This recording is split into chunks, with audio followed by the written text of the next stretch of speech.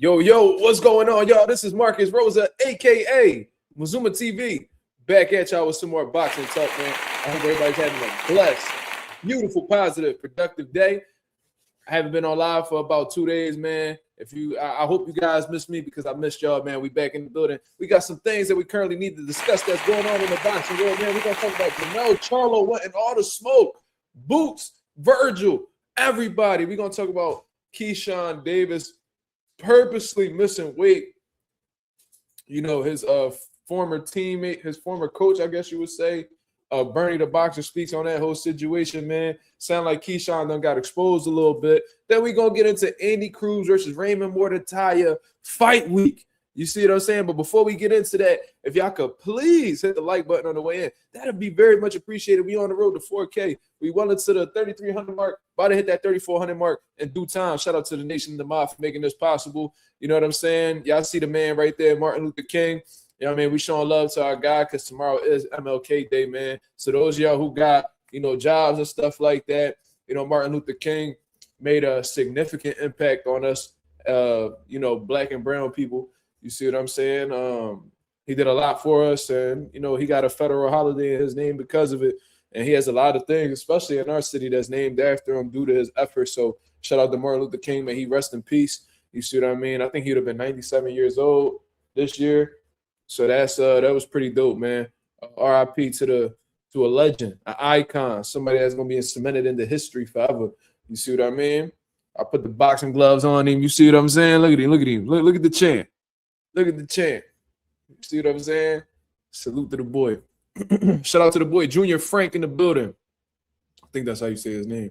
He said salute. Mazuma, salute to the boy, Junior. What up? Marissa Alvarez in the building. She said, what's up, Mark? How's your Sunday going? It was pretty productive. I woke up, you know, I slept in a little bit, which is a bit unusual. I don't have my son this weekend, so it's always it's tough. It's tough not having him on the weekends. I ain't gonna lie. I'm constantly thinking about him, but for the most part, you know what I mean? When I don't have him, I just try to prioritize rest and whatever I need to get done around the house. I just extended the lease on my apartment, so I took it upon myself to do like a real deep cleaning today. Look pretty clean in here, right? You're welcome. You're welcome. Anyways. Nah. But yeah, man. We did some deep cleaning around the crib, you know what I mean? Clean some shit that I usually don't clean as often. Laundry, all that good stuff, man. You feel what I'm saying? So I just been chilling since then. Mark said, man, this dude coffee player talking about Mark, you miss Simba. Why would you ask something like that? Yeah, sure. My girl wants to show y'all her nails. Hold on, let me zoom in on myself. Yeah, go ahead, Bishop. Yeah, look at that. Look at that Spider-Man theme. Yeah. Okay. Show and tell is over. Okay. Anyways. Yeah, I do miss Simba. I do miss Simba. You feel what I'm saying? Slime said, boo, that's whack.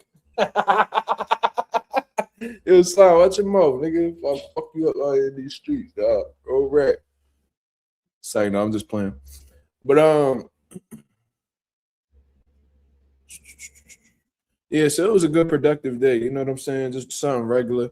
And yes, Coffee, I do miss Simba. Yeah, I mean, that was my first son. Yeah. Coffee said, because the second you brought up cleaning, I just thought of him. Yeah, because the majority of the time I was cleaning under that motherfucker, man. This apartment been so much cleaner. so Simba passed away, bro. But yeah, Marissa said they look very pretty. Yes. But yeah, man, I miss my boy. That's my first son right there. I'm gonna always say that. You know what I mean? But RIP Simba, man. You know what I mean? I was thinking about him earlier today, too. That's the crazy part. But yeah. It was a good Sunday. Good Sunday, you know what I mean? But shout out to everybody that's in the building. Junior, Marissa, Slime, Chris Maldonado, Dangerous Desire, Bullies, Agent 86, Tricks, what up? Coffee Plant, of course, Mr. Big Play Braid. Oh, we got a few of y'all in the building already, man. I must have missed the boy. You know what I mean? I don't even remember the last time I went 2 days without going live. You feel what I mean? The first day, what the hell was I doing? I was tired. I was really tired. I was gonna take a 10-minute nap and I couldn't get up, yo. I was out for the count. You know what I'm saying? Life had me rocked. You feel me? Caught me with a devastating shot. Let me see. What up? Who else in the building? That's pretty much everybody. But yeah, man. The second day. I mean, yesterday I was actually down South Philly. You know, at the 2300 Arena. If y'all follow me on social media at Mark.Mazuma on Instagram, and you will see that they actually allowed me to take part in the media section of the fight today. Man, I was interviewing fighters in the ring. You know what I mean? I was able to interview Price Sparrow, who's a 19-year-old kid, just signed with Top Rank not too long ago. So I was able to interview him. This new kid on the scene. His name is Mekhi Phillips. He's from out Capitol Heights, Maryland, I believe. So where the Russells are from. And I interviewed him. He's 9-0 with 9 knockouts. Very, very promising kid. I love his catching and shooting ability. Good power, good speed too. Punches with bad intentions, and he's a big lightweight, bro. A big 135. You got in that warm box and it knocked you out. What? Warm box, babe. What is he talking about? He said I got in that warm box and it knocked me out. I don't know what he's referring to. I don't know what a warm box is, sir. Oh shit! Hold on now. Is this gonna be Mazuma after dark? No, we ain't gonna do that. You got people watching. No. Yo, bullies, you tripping, bro. But then I was able to actually interview what the hell is his name? Daniel Perro. He signed with Turkey. He's a Ring Magazine ambassador, heavyweight bull. Man, I think he 12-0 with 9 knockouts. He did some heavyweight bull. 6'5" Cuban dude. Let me see if I said his name right. Yeah, his name is Daniel Perro. Yeah, I was actually able to interview him after the fight as well. He was the main event, so it was dope. It was a good time, man. I got to actually meet some people, doing some networking and shit like that. You know what I mean? So it was a good time, man. So that's why I wasn't able to come on live. And then by the time I got home, it was probably like 1-something in the morning. So yeah, it was way too late. You feel me? But I had a good time. It was good. It was good to actually step out for a boxing event and not have fighters. You know what I'm saying? Because when you got fighters fighting, your nerves all over the place. You gotta stay composed, and you know what I mean. You just got so much pressure on you to like just perform well. You know what I'm saying? This is good to step out, watch some fights, and just be a spectator. It's a lot less stressful, and it reminds you how much you really love boxing outside of it being your profession. You know what I'm saying? So it was a good time. So let me see. Yeah, Bully's tripping. Man got invited to the ECW arena. Well, that's what it's known for, brother. But the 2300 arena has been holding fights for years, bro. Like boxing, that's like Philly's like main source of like boxing. Like Jaron Ennis fought at the 2300 arena. Devin Haney fought at the 2300 arena. Like a lot of people have fought out that arena. You see what I'm saying? So that's like a staple in Philadelphia, man. The 2300 arena is like the go-to spot for boxing, and I've been going there since shit. I don't even know how long. Probably like the first time I recollect going there was probably like 2015. So it has been like 11 years that I've been going there. I know like all the security for the most part is, you know, even the people that be serving the food is the same people from when I was a young boy. So shout out to the 2300 arena. Hopefully we can have an amateur show there soon. You know what I mean? Southwest Dice, what up? We about to get into this boxing talk, y'all. Coffee Plant said, we are proud of you, Mazuma. I appreciate that, brother. I've seen a lot of people happy for me. You know what I'm saying? It was dope. I always wanted to do that. I told you guys that only 6 likes? What the fuck? Only 6 likes in the building? There's damn near 30 people in here? Yo, y'all motherfucker. See, this shit before, and I gotta say this because I was just chopping it up with my boy Ree about this shit. Like niggas be watching me, bro. Like they'll just watch my videos and they will not show any type of love whatsoever. But y'all niggas be stealing my talking points. Yo, like verbatim, bro. Like it be niggas, and it be niggas from Philly too. That'd be the crazy part. I ain't gonna say no names. You feel what I'm saying? But it be niggas from Philly that be doing interviews and shit like that. And I know for a fact they be watching my channel because they be screen recording my shit and posting it on their stories and shit, like on some weird shit. Don't tag me, nothing. Know who the fuck I am too. They be seeing me out in events. They be seeing me in person. They be seeing me out and about. They won't say shit to me. They won't even look my fucking way. But you watch my YouTube videos, you screen record, you be posting it. Don't be tagging me. Niggas be sharing their stories to my DM, and I be seeing them like, fuck, like you weird, cuz. Like you super weird. Niggas just posting me for the love of the game. Like y'all niggas weird. And then be still at my points verbatim. Like if we got the same opinion, that's cool. I'm pretty sure I've said opinions after people, and it may have even looked like I took their opinion. You know, it just means that we coming from a similar train of thought. You feel what I mean? But niggas be still in my points verbatim, be using my examples verbatim. I'm like, yo, y'all niggas be dicking. And y'all be the same niggas that be on here watching me go live. I be asking y'all niggas to hit the like button so we can get the algorithm on the up. And y'all just sit there and watch. Y'all sit there and watch. Y'all niggas don't show no love, don't leave no comments, don't sub, don't nothing. Y'all go ahead. Y'all niggas be copying. They'll be like, oh, that's actually a good point. Let me write that down or let me memorize that. And then they'll go in front of an interview. They'll copy my point verbatim. And the niggas in the comments be like, yo, that nigga no boxing, man. Man, one thing about that nigga, man, he no boxing. He gonna break it down, yo. He gonna break it down. Dick eaters. Supreme dick eaters. But anyways, y'all motherfuckers could steal anything in this world. Y'all niggas cannot steal authenticity. You feel what I'm saying? So let's get into this boxing talk, man. That boy Jermell Charlo. Shout out to Bella Faith in the building. What's up? Shout out to the females of the chat too, man. I was talking about it the other day in the group chat. Shout out to Bella Faith. Shout out to Smoochie. Shout out to Marissa. Neek J, whenever she be coming through showing love. You know, Karma Serene, whenever she come through and showing love, man. Y'all are not unnoticed. You feel what I'm saying? I know it's predominantly males in the chat, but y'all are recognized. Y'all are respected. And y'all love, man. Shout out to the females of the nation. You feel me? I love it. And of course, Miss Mazuma TV.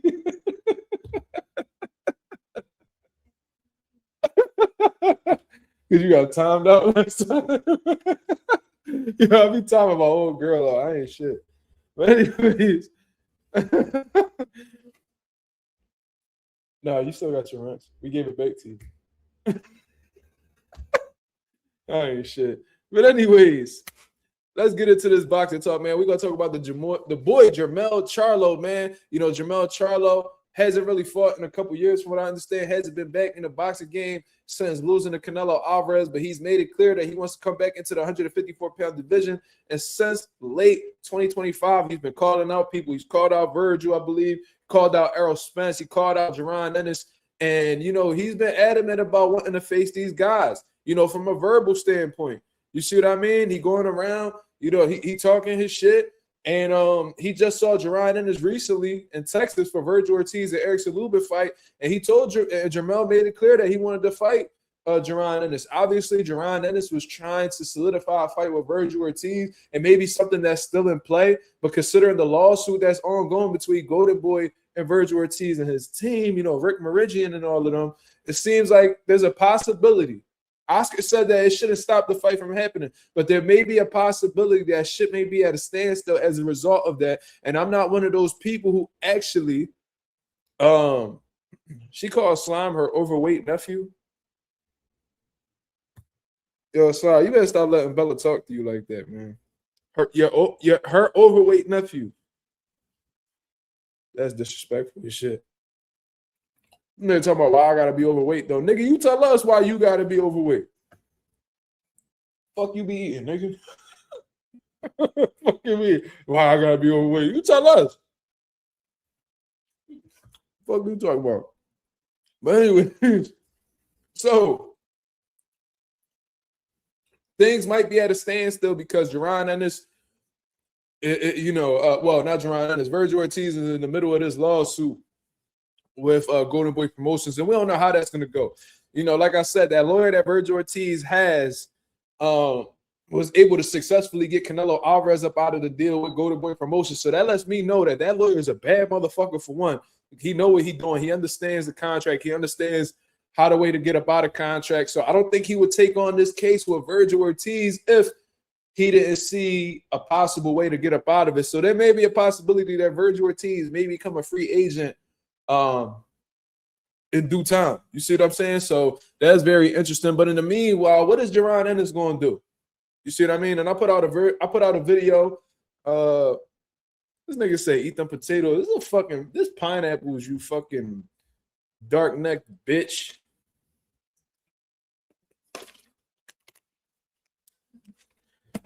Anyways, so I'm not really a fan of somebody who I'm not really a fan of having Jaron Ennis sitting around waiting for an opportunity, just hoping that it appears or whatever the case is, man. It's an unfortunate situation. I think as boxing fans, man, we might have to look in a different direction. I know that we wanted the Vergil Ortiz versus Jaron Ennis fight real bad. Like I said, this may be something that's in the works, but considering Vergil Ortiz is about to go at it with his own promoter, you know, considering the fact that Vergil Ortiz's promoter and manager are beefing at this point in time, sending shots to each other through social media and stuff like that. This sounds like it's chaotic over at Golden Boy Promotions. So while they had that situation going on, listen, man, Jermell Charlo came out with this tweet right here, and it's letting you know what type of time he's on. You see what I'm saying? So this is what Jermell Charlo had to say. Jermell Charlo took it upon himself to come onto Twitter, aka X, and he says, boxing is not a team sport. So the next move is always the best move. I don't know what the fuck they fussing about, but I've always heard you doing something right when the other teams start the feud. 154 is the most overlooked division. I'll fix the problem. Send me contact Oscar De La Hoya or Eddie. So this is how I take this whole situation right here. Somebody by the name of Luis Mendez says Charlo versus Boots, Vergil or Fundora. He says any. So that's Jermell letting you know that he with the shits. You feel what I mean? Or at least he says so. Now, when I hear this one part of the tweet right here, he said, I've always heard you doing something right when the other teams start the feud. So maybe that's him giving Boots credit. You know what I'm saying? Because from what I understand, Matchroom ain't feuding with each other. You know, Boots and Eddie ain't feuding with each other. You know, Boots' manager, whoever that may be, and Eddie are not feuding. You know what I mean? They seem pretty calm. They just wait. It seems like they just being patient on their side, hoping that something changes over our Golden Boy side. However, Golden Boy is the one that's feuding. You know what I mean? Vergil, Oscar, Rick Meridian. You see what I'm saying? So maybe that's Jermell Charlo giving him some type of credit. You know what I mean? You doing something right because you got Vergil and his team, you know, going crazy and shit. And he's saying that 154 is the most overlooked division. Now, I actually disagree with that. I actually think that a lot of people say that 154 is one of the deepest divisions in boxing. You know what I mean? I think a lot of people say that 154 has some of the most talented fighters in the world. So I don't understand what Jermell Charlo means by that. But he feels like it's an overlooked division for some sort of reason. And he says that he'll fix the problem. You know, following up with, yo, send me contact Oscar De La Hoya or Eddie. I think he meant to say contract. I don't know exactly what he said. But I don't know if he meant contact or contract. But regardless, regardless of what he said, whether what word he wanted to use, I think it's safe to say that he's interested in facing Jaron Ennis or Vergil Ortiz. And look, listen. Do I think Jermell Charlo is going to come up off of this layoff to face either one of these guys right away? You know, initially I didn't think so. But from what I understand, he seemed hungry. He seemed like he wants to really prove himself, as still that guy in the division. You see what I mean? And I don't hear Jermell Charlo saying that he's going to take a tune-up. I don't hear Jermell Charlo saying that, he's going to fight, a lesser person to get his feet wet back in the division. No, I don't see that at all. I see Jermell Charlo actually wanting to take on top opposition. So initially I may have thought that he was going to take a tune-up, but based off of how the way he talking, he put me in a position where I got no choice but to think that he is willing to face one of these top guys coming off of this layoff. And if he does, salute to him. I mean, that just goes to show that Jermell Charlo is willing to face any and everybody. And that's what he did early on in his career at 154 pounds. You know what I mean? He was chasing that Jarrett Hurd fight. Jarrett Hurd wanted to hold it off. He fumbled the bag. He faced Castaño. He faced Austin Trout. He faced Erickson Lubin. He faced Jason Rosario when he was unified champion. He faced Tony Harrison, who beat him, and he got his lick back. You see what I mean? So there was a point in time where Jermell Charlo had actually was the guy. You know what I'm saying? And I guess you could make a case that Jermell Charlo is still that guy, because even though he left the division and lost to Canelo, nobody really took them belts up off of him. You know what I mean? He may be considered the lineal champion, you know, to my knowledge. He may be the lineal champion at 154 right now. So until somebody beats him, you know, you can make a case that he's still that guy, because the only reason why he lost those belts was because of inactivity, because he decided to move up in weight, not necessarily because he was beat for them belts. So so that's just what it is. It's going to be interesting to see how all of this unfolds. I remember Jaron Ennis had told Jermell, you know, stay by your phone. You see what I mean? So, and I guess he had said that just in case the Vergil fight may fall out. It sounds like the Vergil Ortiz fight isn't going to be, you know, available. And from what I understand, Turkey Al-Sheikh, from what I read in them, I see Mick talking about the lawsuit was an interesting read. Yo, Mick, do you have the full lawsuit? Like, do you have like the PDF or whatever the case is? Do you have like the full lawsuit, or you just seen screenshots of it? If anybody in the chat has the full lawsuit available, because I heard it was 32 pages. If anybody has the link to that, please send me it through DM. I've been looking all over for this document, man. I cannot seem to find the full thing, but I've seen there was some people online that had access to it. You know what I mean? If y'all have access to it, please send me it through DM. Please send me it at mark.mazuma on Instagram. I'm also Mark Mazuma on X as well. Please, please, please, I need to get that article. I want to read through it so I can get a full understanding of what's going on or what to expect going into this courtroom. You know what I'm saying? I need to know what's going on. What's the cases that they're making? Like, what, you know, the private things that was going on behind the scenes. I want to know. Cause I heard some things was made public, like Vergil Ortiz, like Mick said. One is $7 million for the Jaron Ennis fight. You know what I'm saying? Which is contrary to what, you know, Rick Meridian has said previously, that he needs 8 figures for the fight. Maybe he was shooting high just to get around, you know, the high 6-figure range, 7-figure range. I'm sorry. So yeah, my boy Mick actually said that lawsuit, interesting reading. I can't see Vergil getting out of it considering the clauses for the DAZN part. Possibly only way out is 3 options. Is the 3 options. And what world is Vergil worth the $7 million? Hey, I don't know, man. I don't personally believe that he's worth that at all. I don't think him or Jaron Ennis, unless Turkey Al-Sheikh just puts the bread up. You know, if we talking from outside of Turkey standpoint, I don't think neither one of them guys are gonna make a, you know, a strong case to be like, yo, I deserve $7 million for this fight. Because from what I understand, neither one of them generate them type of numbers. So how could you ask for them type of numbers? You see what I'm saying? So yeah, man. So you know, that's not really for me to really talk about. In all honesty, I just want to see the fight get made. But back to Jermell Charlo. You know, the fact that, like I said, that the way that he's talking right now, it doesn't really look like he really cares for a tune-up. That lets me know that Jermell has been in the gym, that he's been working. You know what I'm saying? Because I think that if he was coming off of the couch, I don't think he would really be looking at those opponents at this point in time. But, you know, Jermell Charlo has been out for a long time, man. He doesn't necessarily look out of shape from the last few times that I've seen him online, but, you know, I don't really see the Charlos ever blow up and weight too crazy. So, you know, I think, you know, much credit to them for staying in shape even during the off season. You see what I'm saying? So, I seen that, you know, Turkey Al-Sheikh didn't really want to get into the fight, and I was trying to figure out why, because I was leaning more towards, you know, him having some type of dislike for Jaron Ennis or whatever the case is based off of previous, you know, situations. But come to find out from the research that I've gathered and what people have been saying throughout the boxing media, the reason why Turkey Al-Sheikh isn't interested in that fight is because the ongoing tension that's going on between Turkey Al-Sheikh and Oscar De La Hoya. You see what I mean? Yeah, Mick, I would really appreciate that. Please send me that. You sent me the full lawsuit, Marissa? Hold on.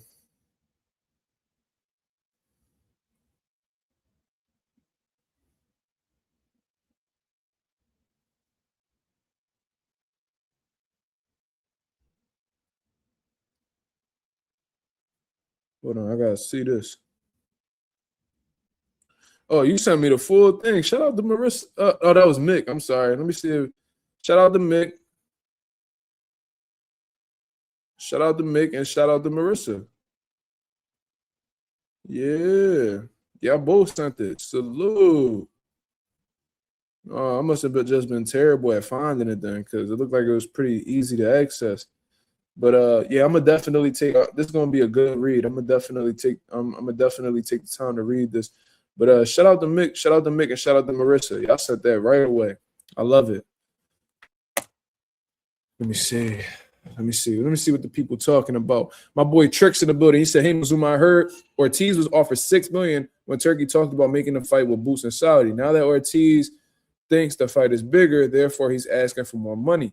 Well, it sounds like he's asking for that money outside of Turkey Al-Sheikh, which is what isn't really being understood at this point because I don't think Turkey Al-Sheikh was ever interested in making a fight happen since they started the negotiations post Erickson Lubin fight. From what I understand, Turkey Al-Sheikh wasn't interested, and it was never really said why he wasn't interested.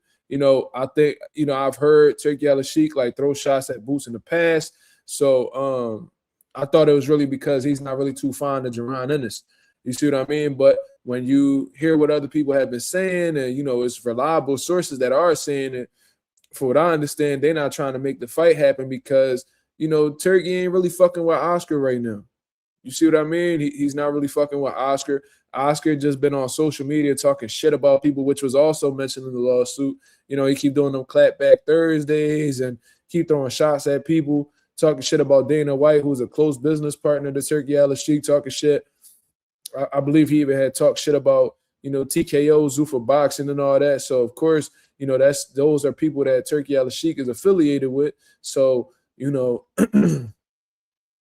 maybe have a problem with how the way Oscar's been speaking. You see what I mean? I'm sure he even said some shit about Turkey Al-Sheikh or, threw some shots at Turkey Al-Sheikh previously that Turkey really wasn't fucking with. And, Turkey Al-Sheikh is somebody who holds grudges. He's an emotional person. He doesn't like when you talk crazy about him. He wants you to kiss his ass. He wants you to he want to grab your thigh. You know what I'm saying? He want to hold your hand. That's the type nigga that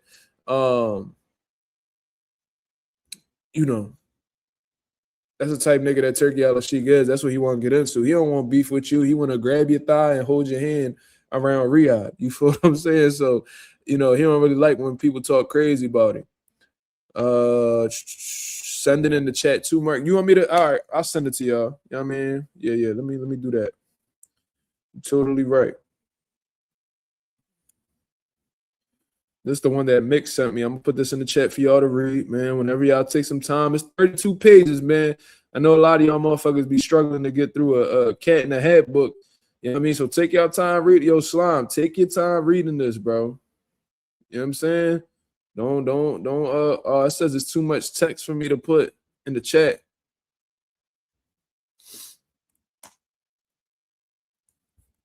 It's saying that the URL is too long for the chat, y'all.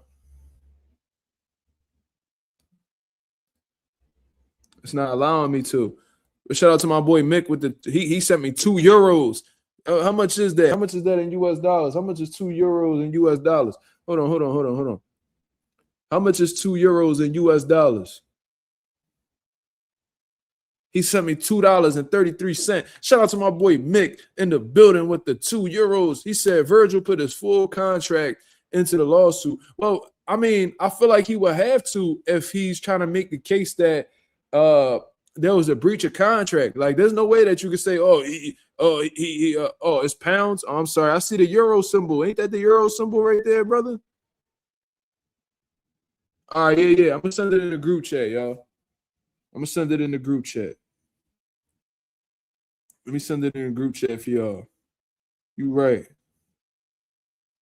There it is. I sent it in the group chat. Let me see. He said, "Oh, my bad. Let me correct myself. My boy Mick dropped 2 pounds. 2 pounds in the group chat. Yeah, I mean in the chat. You know what I mean? Salute to the boy Mick. He said Vergil put his full contract into the lawsuit. Well, like I was saying, I don't really feel like Vergil would not put his contract in the lawsuit if he's trying to make the case that his contract was violated. Because if you be like, yo, there was a breach in my contract. Therefore, I want to be dismissed from this contract. They're gonna be like, the judge gonna be like, well, I need to see the contract to see if it has been violated. You see what I'm saying? So, it makes all the sense in the world that he would do that, because he's showing you like, look, this is my contract right here. It says this right here, and it says this right here. And Oscar wasn't abiding by, A, B, and C. So since he's not abiding by A, B, and C, I demand, or I request, you don't want to say I demand, not in the courtroom. I request that I be released from this contract. And it might work, because like I said, the motherfucker who was representing Vergil in this case was the one who freed Canelo Alvarez from Golden Boy Promotions. That's probably why Oscar's so upset. If y'all see Oscar De La Hoya's stories on Instagram, he's like shouting out all the fighters that, he's actually on good terms with, saying, thank you for your loyalty. Thank you for your loyalty. Thank you for your loyalty. Oh, look, I take care of all of my fighters. Look, they take care. I take care of them, and they are so appreciative of me. Thank you for your loyalty. Thank you for your loyalty. They're just throwing all these subtle shots, indirect shots at Vergil Ortiz and shit like that, man. But Oscar De La Hoya needs to hold himself accountable, man. He always tries to play it like he's this innocent, promoter who gets fucked over by fighters, bro. A lot of fighters have complained about Oscar, man. The biggest person somebody who's still loyal with you while you was checking into rehab and shit like that. Canelo Alvarez, still loyal to you, man. When Al Heyman and Richard Schaefer took all your fighters and brought them over to PBC, Canelo Alvarez is the only one that stayed, yo. He's the only one that stayed. And instead of, sticking by this guy, you know what I mean, being respectful of business and shit like that, you was trying to snake Canelo Alvarez. You tried to snake the man. You know what I mean? You tried to fuck that man over. He had to take you to court. And because you did that man dirty, he was able to walk away from his contract scot-free. And since then, he hasn't committed to any promoter. So I guess it worked out on his end. He leaving with all the money. He ain't got no middleman taking percentages and all that. You see what I mean? So I guess it worked out for him. But, there's also, Ryan Garcia was taking you to court. You know what I'm saying? Because of how the way you was moving with him, and he didn't really like how you was treating him and shit like that. Like, it's a pattern. It's a pattern, man.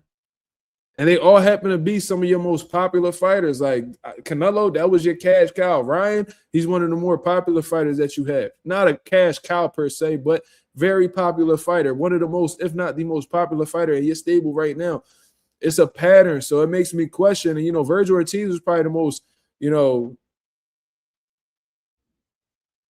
one who was standing out the most in your stable. That was actually like beating quality guys and shit like that.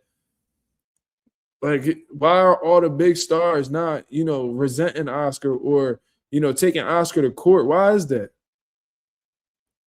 Because you want some whole shit.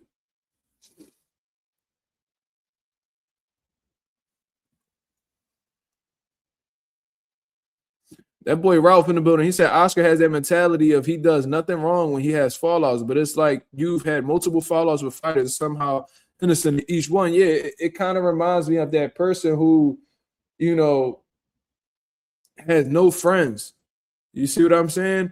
And every friend they had a falling out with. Like, let's say they had 5 close friends, and within the last 3 years, they had fallouts with each and every one of them. Why is that? I can understand if you have a fallout with 1, maybe 2, but damn, 5, it's like, you know what I'm saying? It's is it really dumb? Because at this point, it's not everybody crazy. It's starting to look like it's you. You feel what I'm saying? Like if you like Jennifer Lopez, for example, I seen Jennifer Lopez talking about, women are the prize, and that's not to say that they're not. Women are special. They are the prize in their own ways. But it's when you say it in a way that like men just have to be subservient to you. It just lets me know that you are the issue. You see what I'm saying? A lot of women nowadays, they women empowerment, but they use women empower. Like if you want to empower women, that's a beautiful thing, and I love to see that. And whatever you're gonna do, right? But it's when you try to use women empowerment to belittle men. That's when I feel like you're not really doing it for the betterment of women. You're doing it out of your bitterness and hatred for men. And that's how I see people like Jennifer Lopez. This bitch done been with everybody in the world. Jennifer Lopez done fucked everybody. She fucked P. Diddy, Mark Anthony. She done ran through a list of niggas. I think she been married multiple times, but she always seems to have fallen outs with every man that she's with. But somehow she wants you to believe when this bitch like 50 years old that men are the problem. No, bitch, you're a whore. You feel what I'm saying? You're a whore and you can't keep a nigga to save your life because they know that you cooked. They know that you burnt out. And don't nobody want to deal with your old ass still trying to strut around with your ass out like you a young John. Like, you need to be hanging that shit up, bitch. You about to have some grandkids. You feel me? So that's how I be seeing the shit. You feel me? Mick said she can run through me. That's crazy. Mick, you need to relax, brother. Relax, brother. Yeah, that nigga sound like Alicia Baumgartner fan. She can run through me, man. I don't give a fuck, man. Man, she can touch positive all she want, man. She need to punch me, man. Man, put that, man, use them steroids and come, man. Put that shit on me, Alicia. Yeah, Alicia. Where that bathing suit at, Alicia? Exactly how y'all niggas sound.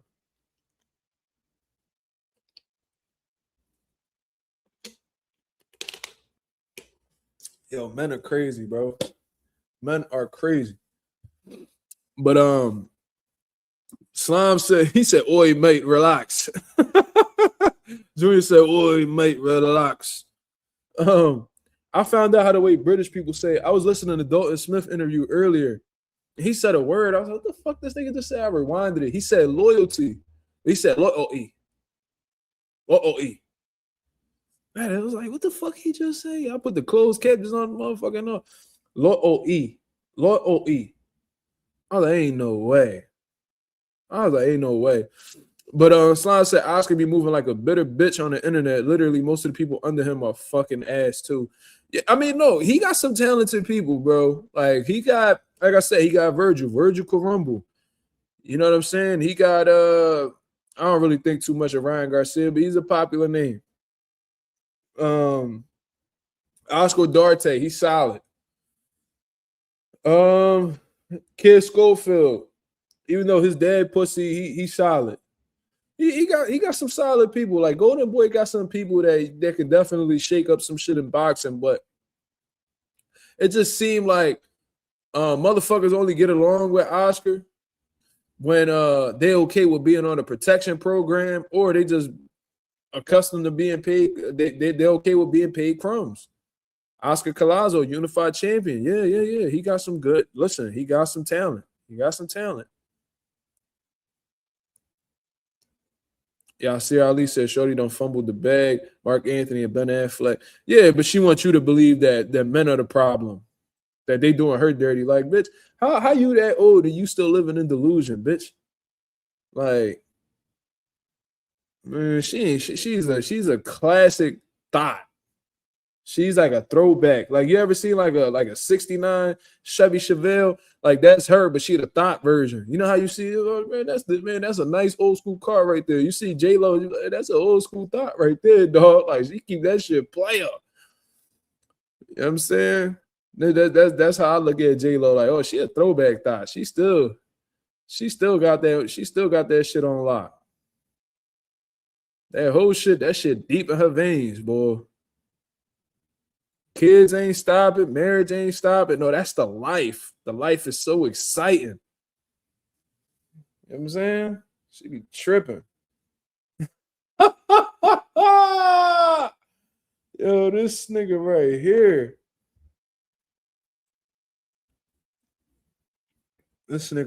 here. Yo, Pop, seek help immediately. That's my father, yo.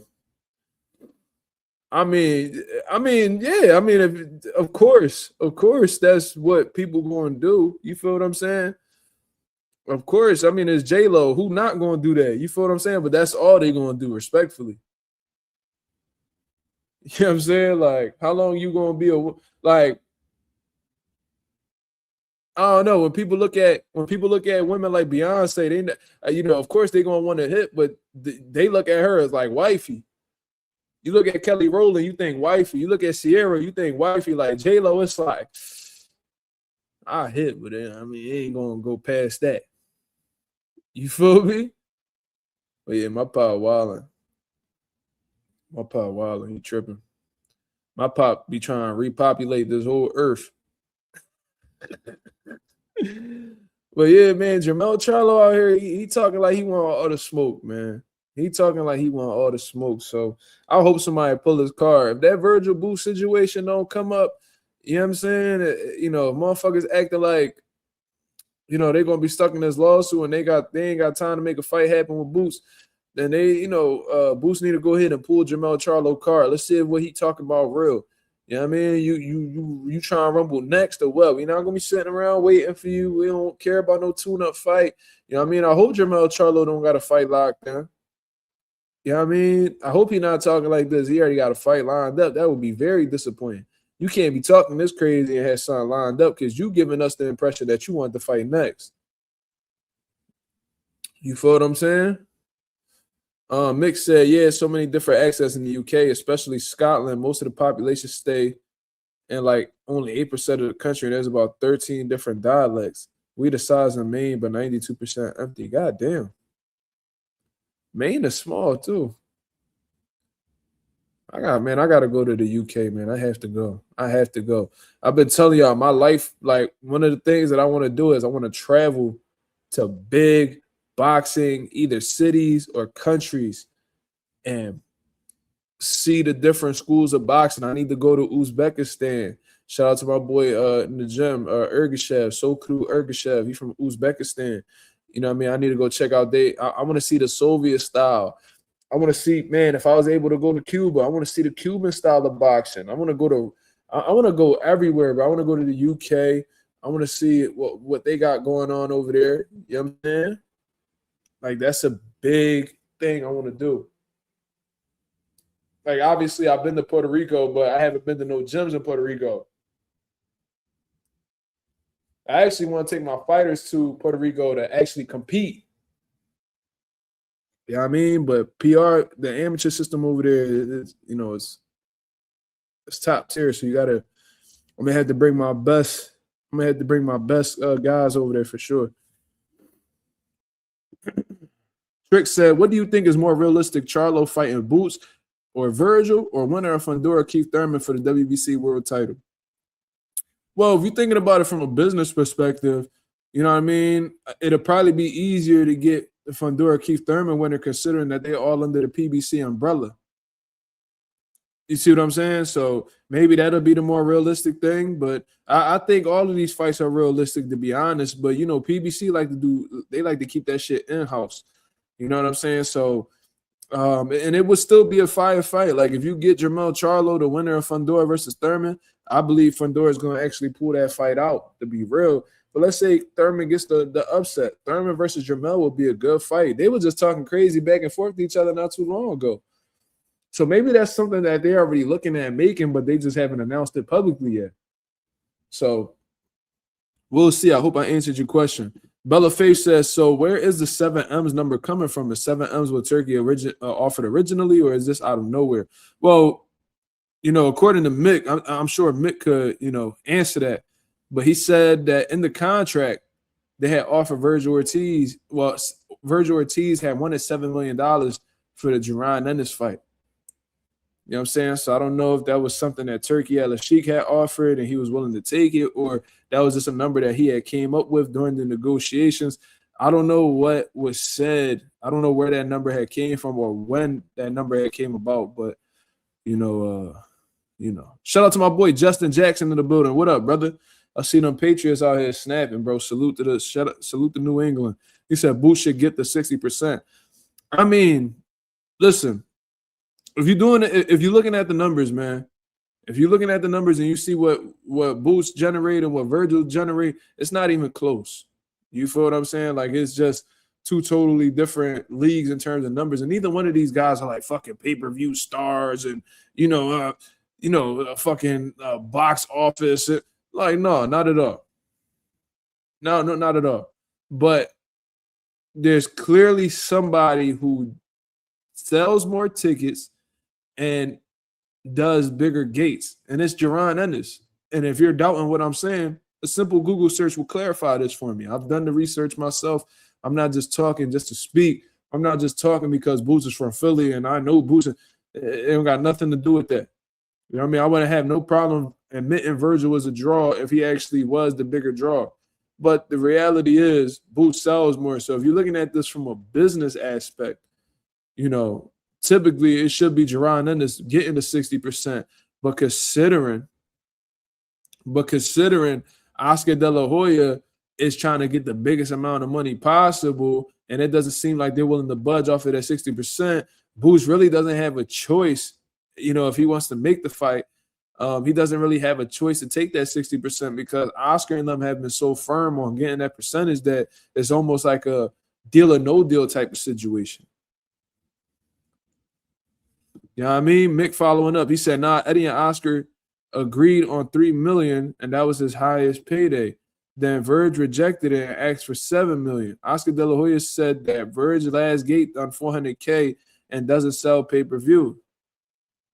Well, man, at this point, bro, I'm going to just have to blame everybody, bro. Like, I'm just going to have to blame everybody. You know, at first I'm like, because I'm pointing fingers at motherfuckers, right? So I'm like, oh, it's Rick Meridian that don't want the fight. Oh, it's Oscar that don't want the fight. Oh, it may be Vergil that don't want the fight. Man, I'm looking at these, man, it's all of y'all. It's a fucking, it's a collective. Like, y'all all tripping. Like, it's all of y'all who are not really wanting this fight to happen. So it seemed like Oscar was okay with the $3 million. Eddie was okay with the $3 million. But then Verge rejected it and asked for $7 million. So that sounds like something a manager would do. If my pop is in the building, let me know. Maybe Vergil was like, no, I want more than 3. He says he's hands off with the business, though. I just gotta pay attention to what Vergil Ortiz says. He sat in that Akin Barak interview and was like, you know, I'm pretty hands off with the business. I just let my team handle that. So maybe it was a situation where Oscar really, you know, Rick Meridian probably wasn't feeling that $3 million price tag. And he was like, man, we should try to get at least this. We should try to get at least 7. So they shot that out there. So maybe Vergil was okay with the 3, but then Rick probably was trying to push for more. And, you know, that's what made motherfuckers get at a standstill. But so Oscar De La Hoya said that Verge last gate done $400K. Well, they said Boots did around $1 million in Atlantic City against Stan Jonas. It's on page 32 of the lawsuit. All right, y'all gonna make me pull this shit up. All right, bet. This is crazy. This is crazy. And I already done shouted out my pop. You know what I mean? I'm highly appreciative for what, you know, he did for me. My dad is the reason why I was able to get that media opportunity yesterday. So shout out to my pop for plugging me in with the right people. You know what I'm saying? It was a great night. But anyways, let's read page 32 of this, because that's where Marissa says it is on. So let me go ahead, share the screen. You know what I'm saying? All right. So let me see. It says, moreover, your comments about the negotiations for a potential fight against Jaron Ennis are wildly inaccurate. Golden Boy has offered Mr. Ortiz a guarantee of $3 million for that fight, $1 million more than the guaranteed required by the agreement. So apparently he was guaranteed $2 million a fight. I didn't even know Vergil was making that much. Interesting. Along with potential pay-per-view upside. So they was going to make this a pay-per-view event. In response, Mr. Ortiz has demanded a $7 million guarantee, which is more than 3 times what is required under the agreement and twice as much as Ortiz has ever earned in his career. So it sounds like the most he's ever made was between 3 to 3.5. And now you ask it for 7. The demand is completely unreasonable given that neither Mr. Ortiz nor Mr. Ennis have ever proven the ability to carry a pay-per-view event. I agree. Manifestly, Mr. Ortiz is acting in bad faith and making Wally, I think I'm saying that right, Wally unreasonable demands.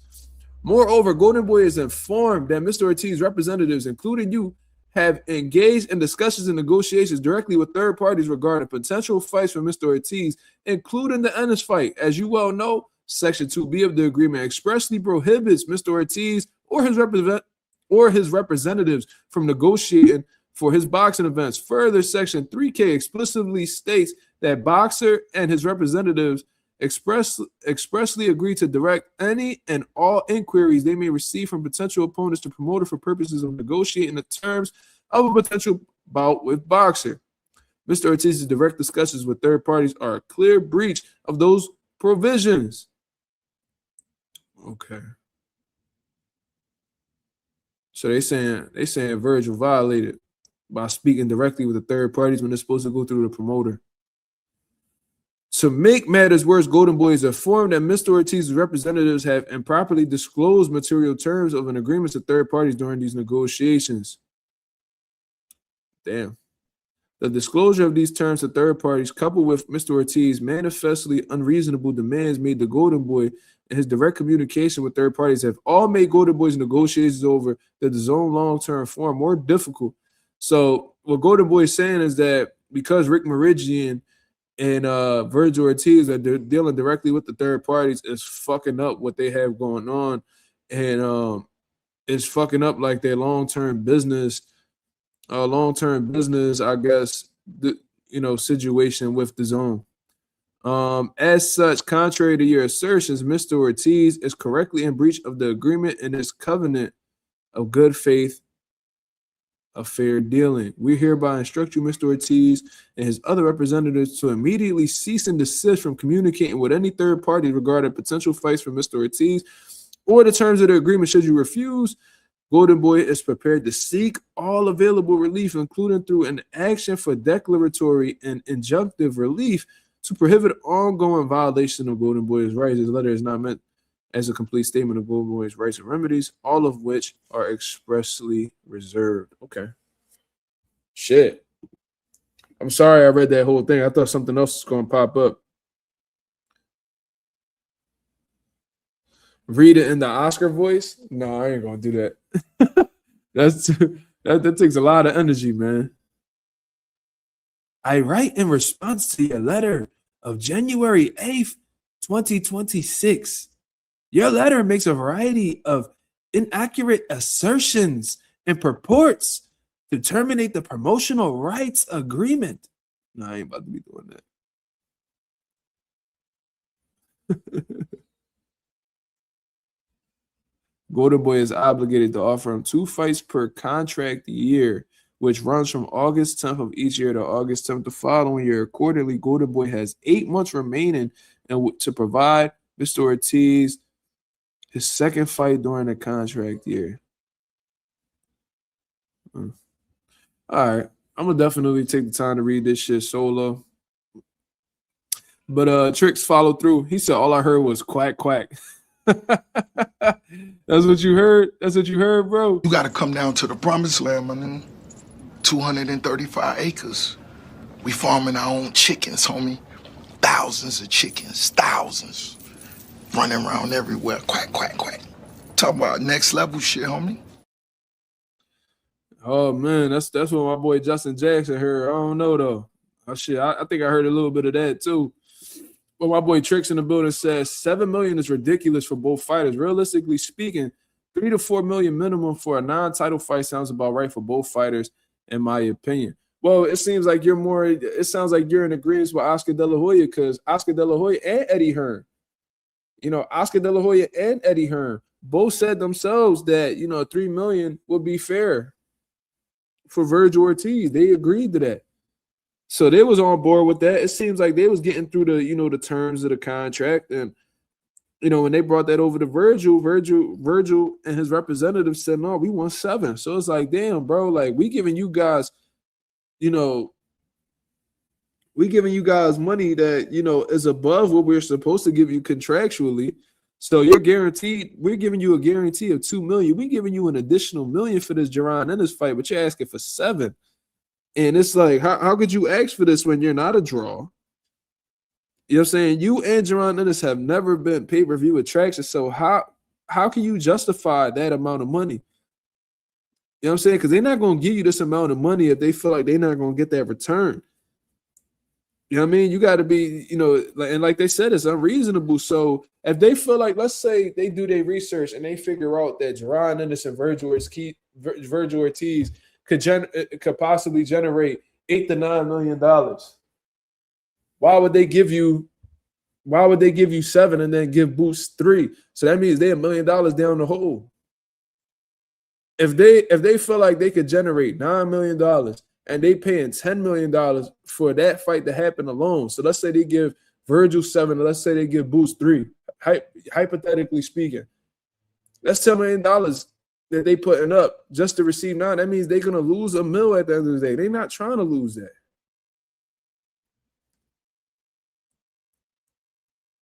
You know what I'm saying? So 3. Now, if you could get both of them to commit to 3, and then it makes 9, that's a $3 million profit they may turn out. See, now that makes business sense.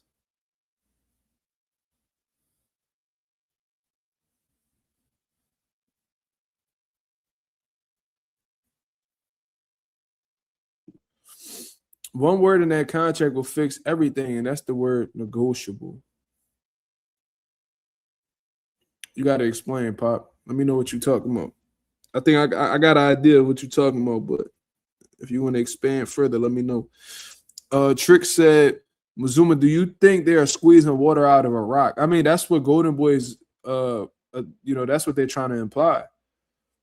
You know what I'm saying? And that's how it looks to me. Like like I said, if they have this number in their head that they feel like the fight's going to generate, and they're asking for money that's going to be outside, that's more than what they believe the fight's going to generate, it doesn't make business sense. It doesn't make business sense. You feel what I'm saying? They're not in the game to lose money. They're not trying to lose 7 figures on a fight. Is it true that WBA stripped Tank? Well, technically they did. They made him a champion in recess. Speaking of Tank, this nigga still ain't turned himself in yet. Is this nigga on the run? Can somebody confirm or deny what I just said? Is this nigga Jaron Ennis? Not Jaron Ennis. Is Gervonta Davis on the run?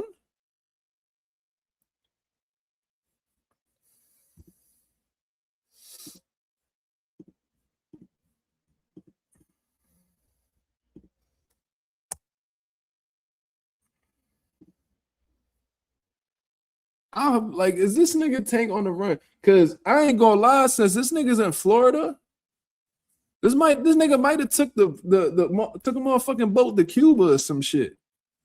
Where the fuck where is Tank Davis at? Shit is insane. Ain't no way.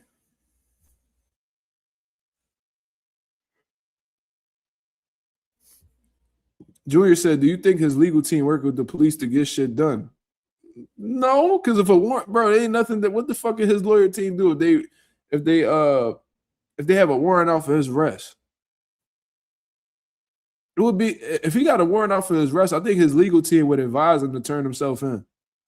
But when they had asked his legal team for comment, they ain't had no comments. They probably ain't got no comments because Tank ain't talking to them niggas neither. The nigga probably done took off to Cuba. He probably chilling over there with Rigondeaux or some shit. But regardless, I agree with Anonymous right here. My boy Anonymous said, I'm just glad that division can move on. That's a fact. I know them Schofield niggas, they diddy bopping on that motherfucker. They like, hey. I know they fucking it up like, oh, we ain't got Tank and we gonna get a title.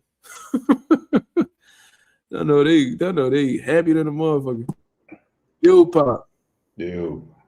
What's up? Shit. You all right? Yep, I'm good. Just got home. Okay, cool. So what you was talking about? So what I'm saying is that again, I haven't read the lawsuit or anything like that, but they were saying that he's got to guarantee $2 million for a non-title fight. That was someone said on the chat. I could read it right here. So. Somebody posted it.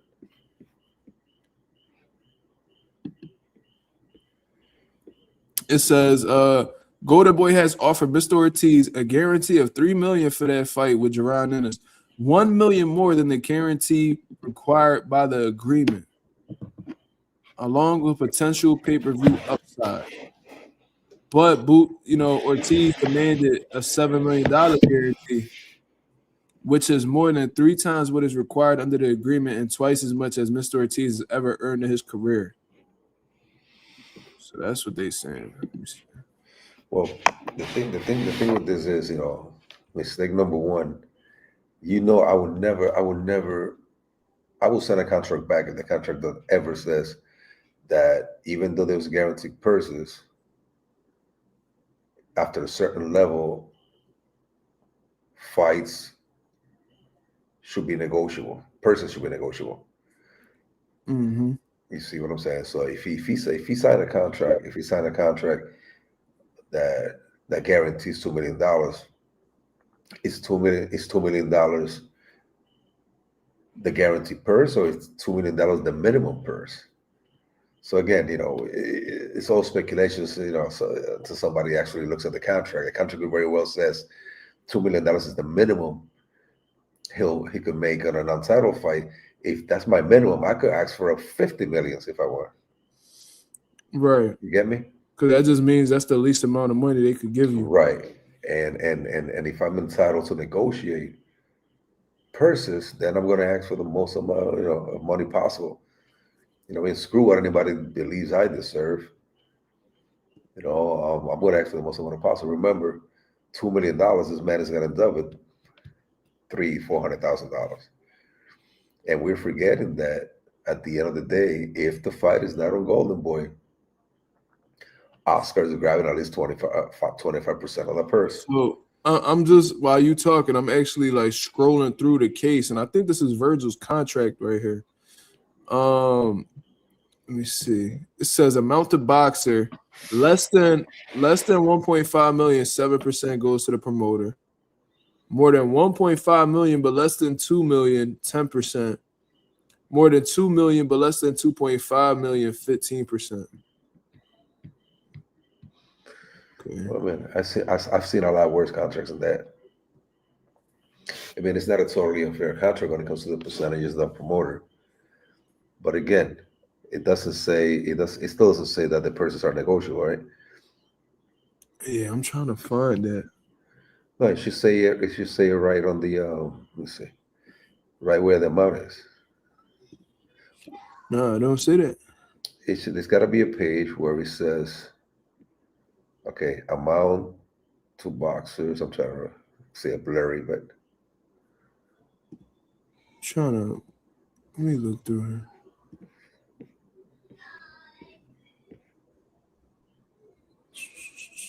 yeah, slime. I am that PR.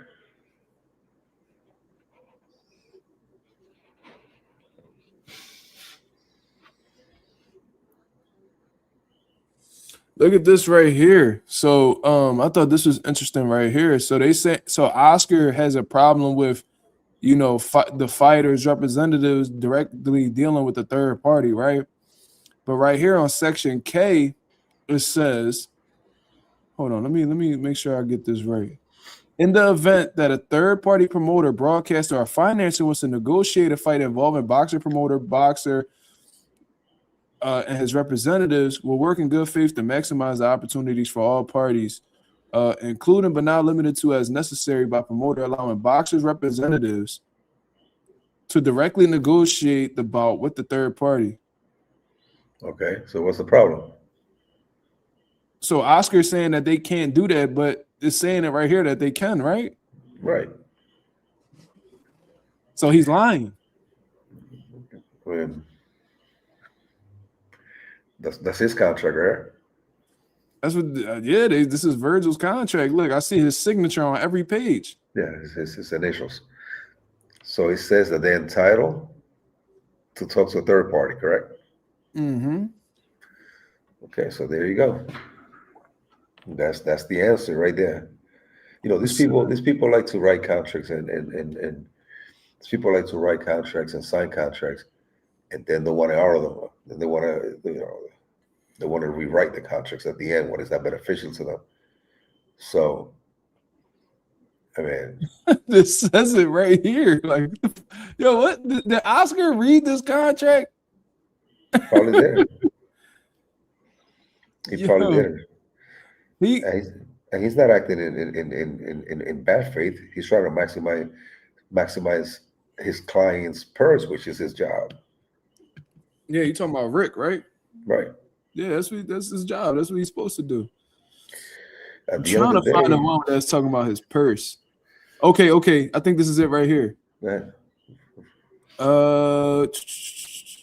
Okay, this is it right here. For the Bohachuk fight, boxer shall receive a purse of 1.5 million. The Bohachuk shall be 12 rounds, blah blah blah. Boxer's minimum purse during the term shall be $1 million. Should the boxer lose, okay, so if Vergil loses the Bohachuk, his minimum purse during the term will be $1 million. okay. But if boxer wins first bout under this agreement, his minimum purse shall be $2 million, regardless of the opponent. Okay, there you go. So stop right there. That's his minimum purse. So the man is entitled to ask for whatever he wants. Not that he's going to get it, but he's entitled to ask for whatever he wants.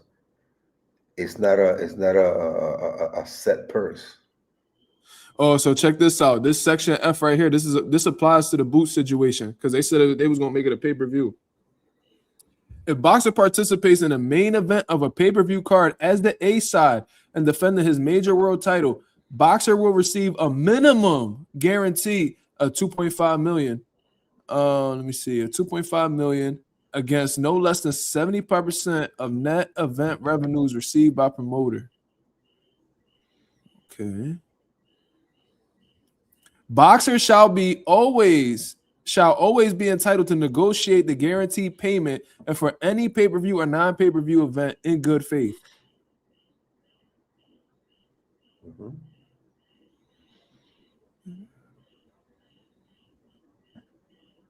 So what the fuck was wrong with him doing that? Do you see anything that talks about worldwide pay-per-views?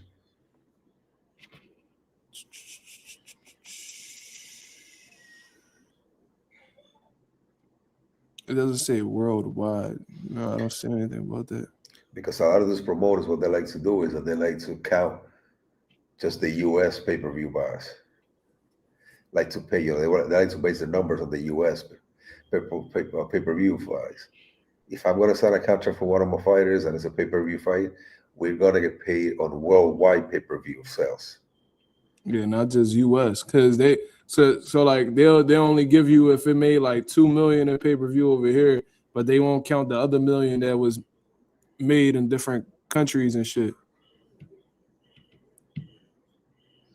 Okay.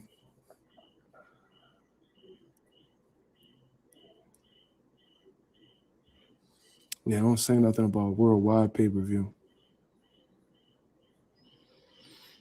Okay. If a boxer holds a major world title, his minimum purse will be $2.5 million, regardless of opponents.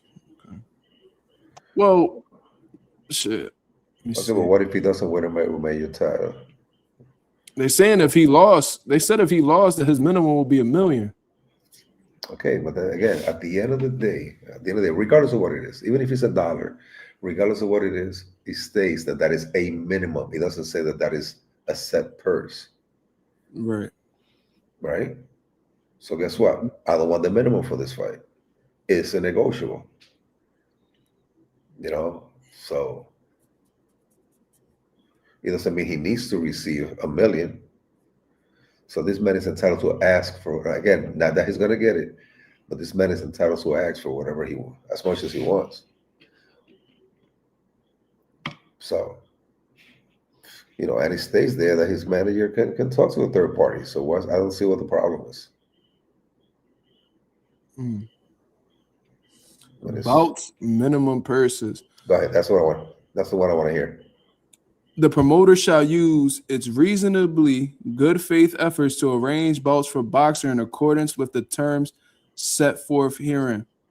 I think I'm saying that right. As used herein, year is defined as each successive consecutive 12-month period commencing upon boxer's next bout as set forth in paragraph 1 above. As used herein, major world title shall mean the highest level of world championship of the IBF Ring Magazine, WBA, WBC, WBO, excluding interim titles unless otherwise stated. Well, he has the interim title. Let me see. Boxers' purse for each bout will be negotiated reasonably and in good faith in accordance with boxing industry custom and practice for boxers of boxer stature, taking into account then current market conditions, the opponent, the event budget, and other similar factors, but in no event shall boxers' purse for any bout be less than the applicable minimums, if any, set forth below. Okay. So if it's a major event, if it's expected to generate money, his purse can go up. You know, the bottom line here is that the man is not wrong for asking for more money. He might be wrong for asking for $7 million, but he's entitled to ask for more money. Yeah, maybe they just saying $7 million so they could probably give me 4 or 5. Probably. You know what I mean? So, I mean, that's what I see there. I don't think Oscar got a leg to stand on. I think what they leaning on heavy right now is the DAZN thing. They talking about, because I think in Virgil's contract it says that if a DAZN deal isn't in place, then he could terminate the contract whenever he feels like it, something like that. And then they also said that he needs to be offered for every fight that he has. He needs to be offered at least 3 opponents, and that they didn't offer him 3 opponents for his last fight. So he feels like Golden Boy is in breach because of that. That's a fine line there. But at the end of the day, it seems to me that the zones on Oscar's contract is hanging or dependent on this Boots and Burgess fight. That's exactly so if that's the case, Oscar's gonna try to sell him as cheap as he can just to make the fight happen and keep the zone happy. Mm-hmm. But Oscar's interest is not the zone. Oscar's interest should be Ortiz. So that's where you're at right now. I mean, that's what I see. That's what I wanted to see. I wanted to see if there was, if there was the word minimal or the word guarantee or anything like that. So wait, Bella said, yeah, I don't think Virgil is gonna walk away totally if he doesn't get 7. I don't think so neither. I think they aiming high. He can't walk away because he's not getting 7. He could walk away maybe because there's a breach of contract somewhere. But again, $7 million is not guaranteed, so he can't use that $7 million as a reason to walk away either. Yeah, now if his minimum was $7 million and they trying to give me 3, then that's an issue. Right. So that's what I say. All right, Pop. All right. Appreciate you. Enjoy the rest of your time. When are you coming back? You don't even know. Saturday. All right. All right, so I see you this week coming up then. Oh, yeah. All right, Chad. Love you, man. Yeah, love you guys. All right.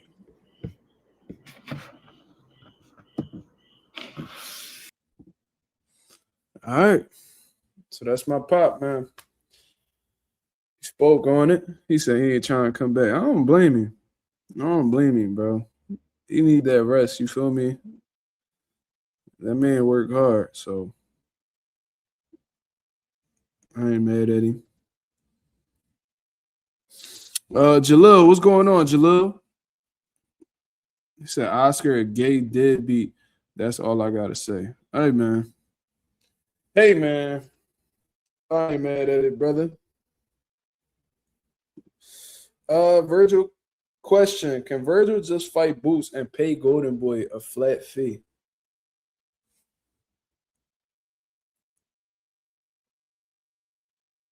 I don't understand what you mean by that. Virgil could just fight Boots and play Golden Boy a flat fee. who's going to be. And I don't think that's how that works. I think you're going to have to.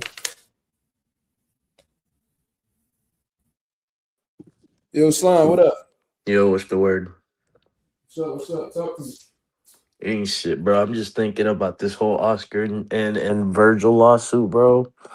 And it's crazy to me because it sounds like if they fucked up on Oscar's part. Because from what you read, I'm listening to this shit. I'm like, wait. So the contract is saying that they can talk to third parties. So what the fuck are they? So wait, there. So the lawsuit was sent from Virgil's team to Oscar Yeah. because they feel like Oscar's not holding up his end of like the contract type shit. Yeah, so they cited a few different reasons. The first part they said was that they haven't extended their deal with the zone, and that contract specifically states that if they don't extend that deal with the zone, then they could terminate that contract whenever they feel like it. So that's one thing. They're questioning whether they signed an extension with the zone yet, because Yeah. they were saying that the zone and Golden Boy's contract was going to be up this summer. Now they saying it ended December 31st, but now Golden Boy and I'm talking about they already extended into 2026 to 2027. So somebody's lying. Yeah, something's not adding up. Yeah, somebody's lying. Then they said that, yo, per our contract clearly states that each time we fight, you need to give us at least 3 options. We need 3 opponents each time that we fight. And y'all not, and you only offered us Jaron Ennis. Right. See what I'm saying? So they like, yo, you going against the agreement. So they're finding Golden Boy. They're saying that Golden Boy is in breach, has breached their contract, and because of that, they want out. Yeah. But Oscar, I don't know. He got his own. He's saying that him and DAZN, they extended the deal. He also said that that they were in breach of the contract because they was talking to third parties directly instead of going through the promoter. But Virgil contract says that they could deal directly with the third party. So I don't know. Shit kind of weird. I don't understand. Me personally, the way I'm taking it as is like they're trying to also duck Boots without saying it from their own mouths. So we got 28 people in the building, right? Slime, I'm glad you brought this up. There was somebody, and I forgot his name, man. Salute to the brother who actually put this in the comments. He said that he feels like this lawsuit is smoke and mirrors, and that they're doing this just so they won't fight Jaron Ennis. Now, like the dude said that he feels like this lawsuit is made up, that this is just a distraction to successfully duck Boots and go do whatever they want in their career. I don't know how I feel about that, but I seen the homie had like his conspiracy theory head on. So I want to know what y'all think. Do y'all think that that's realistic or not? I'm starting to think that's the same shit, bro. I genuinely forgot about that comment. But yeah, he dead ass made a valid ass point. Let me actually read that comment. Let me go back. I'm gonna look in the group chat and pull it up. Let me see. Like, I feel like, yo, bro, like, honestly, Virgil's pussy. So somebody by the name of Tap, crazy name. It says, fake lawsuit. This is another way to duck without Virgil looking like he ducked. It's another Oscar play. The hair all working together to duck. I think he meant to say they're all working together to duck. Now, since they filed a lawsuit, they can't go forward with negotiations with Boots. And Boots will have to move on from negotiations. If y'all believe this ain't a duck, you're crazy. Smoke and mirrors. He has a valid ass point. He might be on to something. But then at the same time, I mean, Canelo took him to court. Ryan took him to court. Yeah, but It's at the same time, Ryan took him to court, but then signed a 7-year contract right after. You know what I'm saying? Yeah. Let me see. To protect Ortiz from Golden Boy Promotions losing this broadcast platform, which would limit Golden Boy Promotions' ability to showcase Ortiz's fights, the PRA, I forgot what that shit stood for. I think it's like, I don't remember. I forgot what it stands for. But anyways, contain the following provision related to the relationship between Golden Boy and his broadcaster. The Zone. Promoters' distribution relationship with the Zone is a material incentive for boxers to enter into this agreement. So basically, the Zone is like the fucking key, when entering this agreement. Like, that's like their centerpiece. Yeah. See what I'm saying? So, like, that's like, we got a network. This is where you'll be exposed on. This is the biggest platform out right now.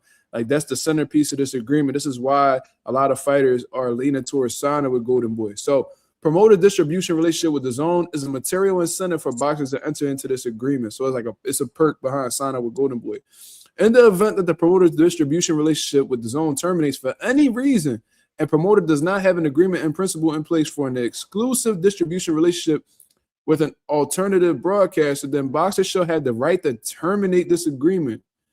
For avoidance of doubt, if promoter has agreed on all material terms within an alternative broadcaster, but is in the process of negotiating a long form with that broadcaster, boxers should now be entitled to terminate this agreement. So this is where this might fuck Vergil Ortiz over. But let me finish. He said, boxers' right to terminate must be exercised by written notice within 30 days following boxer obtaining knowledge of the triggering event, or will be deemed waived. So damn, that motherfucker got they put a time frame on when he could terminate his contract. Okay. Damn. So let me see. So this is the part where I feel like it might fuck Vergil Ortiz over, because it says right here, if the promoter has agreed on all material terms with an alternative broadcaster. So let's say they got like an alternative deal with like Hulu or whatever the case is. Vergil can't terminate the contract. Also, like if Golden Boy's in the process of negotiating a long form agreement with like the Zone, boxers should not be entitled to terminate this agreement. So Oscar can make a case like, yo, we in a process of like, locking in like a long-term deal with the Zone. And it clearly states right here that if we're in the process of doing that he can't terminate his contract. You see what I mean? So he could probably just be like, yo, like we working on it, like what you want me to do type shit. And the judge could look at it like, oh, well, the motherfucker, if they working on a new deal and it's taking a little while, you can't terminate until, the deal's made. Yeah. Or, I mean, if the deal's made, you definitely can't terminate. But you can't terminate it until, like... until the negotiations fall through. Yeah, exactly. Okay, I get it now. Bro. Like, I'm at the point where I just want to see Boots just fight anybody else. Like, I really don't care anymore. Bro, I put a video out yesterday talking about the shit. I'm like, yo, like,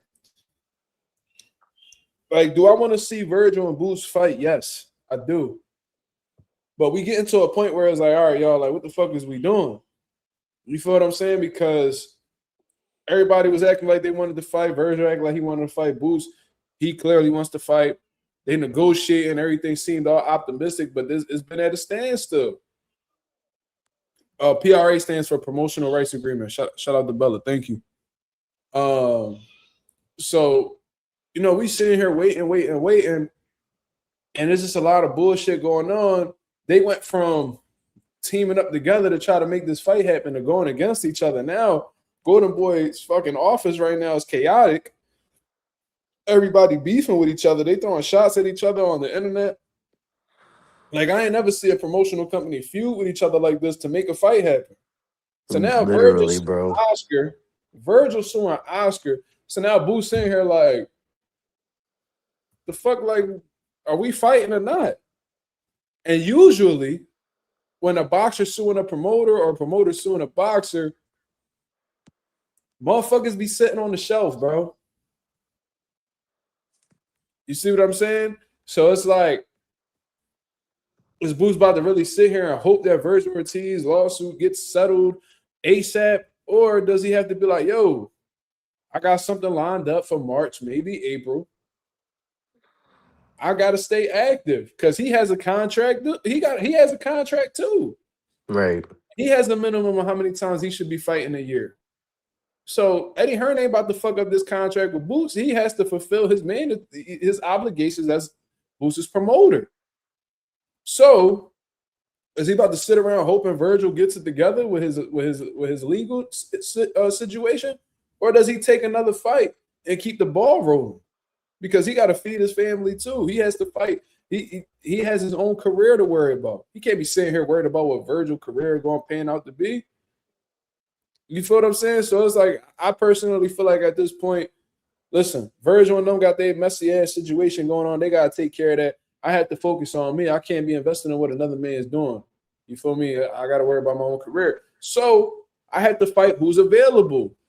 Like Ralph said, don't stall the fight if it's not going to happen.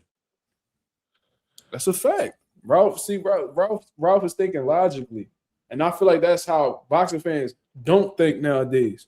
Because I guarantee you, with this current situation that's going on, I'm telling y'all right now, we got about 30 people in the building.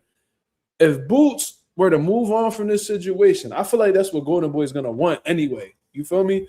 But if Boots moves on from this situation, he fights another name at 154 pounds, I'm willing to bet that Jaron Ennis will be criticized for that. I'm willing to bet people are going to talk shit about Boots because he walked away from the Vergil Ortiz situation to fight somebody else. Why you? And I feel like at the same time, that's what Vergil wants. Yeah, shit. I think that's what Golden Boy want for real. For real, they don't want that fight right now.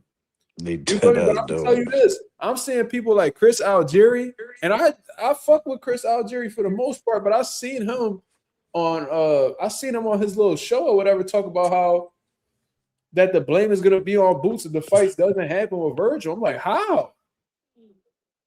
How does this fall on Boots if the Vergil Ortiz fight doesn't happen? They sat there and they made the lawsuit. Just told you, Golden Boy agreed to a certain amount of money. Eddie Hearn agreed to a certain amount of money. Where it ended up being stalled at was Vergil Ortiz and his representatives. So that tells you, all in all, where the issue lies. Not with Boots. I feel like maybe Chris Algieri's getting paid to say shit. I mean, they all are. They all are, bro. I mean, they all are. They all get paid to push certain narratives. But it's like, I don't really understand where Chris Algieri was coming with that. Maybe I got to watch the show to get full context on what he was saying. But from that clip that I saw, I'm like, how could you even put that together? Let me see. Anonymous said, I think Chris was just talking about fan opinion, though. I mean, well, let's say he was talking about that. How did you get to that conclusion that fans are going to develop that opinion? Because if you have all of the information in front of you, how could you make the assumption that it's Boots' fault?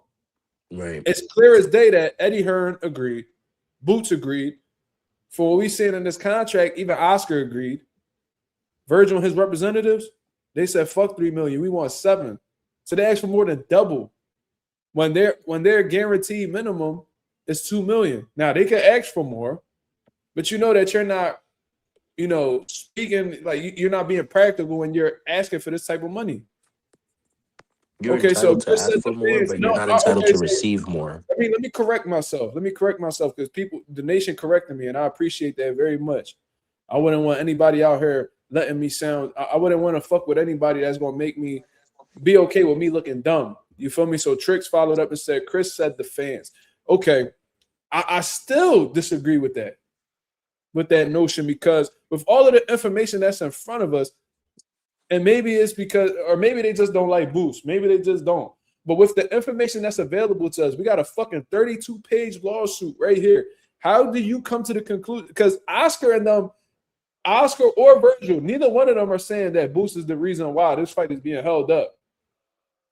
They're pointing fingers at each other. It's Right. you. It's you. It's you. So, with all of this information that's available right here for our eyes to see, how can fans ever come up with the opinion that it's Jaron Ennis's fault? Like, I just don't understand that. I don't even know where you generate that opinion from. That's just my opinion. You feel me? But shout out to Chris Algieri, though, because for the most part, I fuck with him. But let me see. I got an echo going on over there, Slime. Oh, my fault. Hold on. Let me leave and come back. All right, but yeah, I still don't know how you come up with that opinion. But anyways, you know, some boxing fans are erratic like that and develop crazy ass opinions. So, you know, it is what it is. I think people are still holding Boots because of the turkey bag he declined. I ain't gonna continue. I understand what you're saying, Junior, but I ain't gonna continue talking on this. It's like I think fans just blew that out of proportion. To be honest with you, anybody that thinks about that situation objectively will understand why that didn't come together. In my opinion, Mr. Big Play Bray said probably because Boots really don't talk and they don't know his side of the story. That's true. That's true. But I feel like with this situation in particular, I don't really feel like Boots needs to say anything. All of the information that's out here is suggesting that Virgil and them are the ones that aren't following through with the fight. You feel me? I disagree with the fan. Shout out to the boy Trick. He said, I disagree with the fans who think that Boots is the one ducking. The one who is stalling is Golden Boy. Absolutely. Absolutely. And I'm glad that everybody sees that. If you're being objective, if you're taking in the information and, you know, thinking about things, you know, without emotion, it's clear to see who's responsible for holding this fight up. Like, it's clear as day. Justice said, why can't it all be simple? Because money's involved. Whenever money's involved, shit gets really complicated. And then when you add in the fact that there's a bunch of hands in the cookie jar, that makes it even more complicated. You feel what I'm saying? So when everybody trying to get a dollar up off of the situation, and you know all these people got roles and have to justify their percentages and these contracts that they have with these fighters and these promoters, it could get really, really sticky, man. Like, you feel me? Everybody trying to get a cut.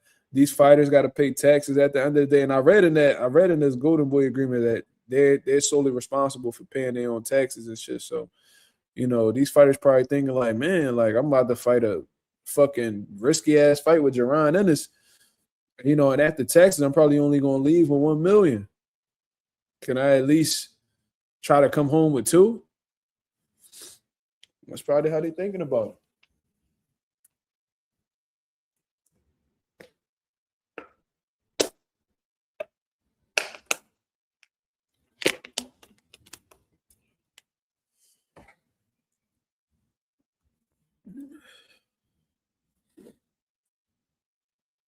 Justin Jackson said, I wonder what's next for Boots.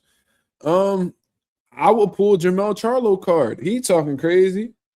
Listen, Josh Kelly and Bakram Murtazaliev about to fight each other. Eddie Hearn revealed that on Josh Kelly's side, that if he comes out victorious against Bakram, that he's contractually obligated to face Boots next. Which I thought was, you know, if that's true, if that's the case, that was a genius. That was genius on Eddie Hearn's part to get done. You feel what I'm saying? So, shit, just based off of that alone, I'm rooting for Josh Kelly, bro. I would love to see Boots. But at the same time, I feel like Bakram will fight Boots. I think he would. So either way, I think that Boots should go after that opportunity if it's available. Listen, he's a WBA interim champion. I'm sure they could get some shit going where, you know, whoever wins out of a Bas Barao and Xander be mandated to fight Jaron Ennis. That'd be another big fight. I feel like Xander's going to move up to 160 after this fight anyway. That's just my opinion. I don't think he can really hold that weight that much longer. I think he's just going to unify Puerto Rico, move up, and then start campaigning at 160. That's just what I think.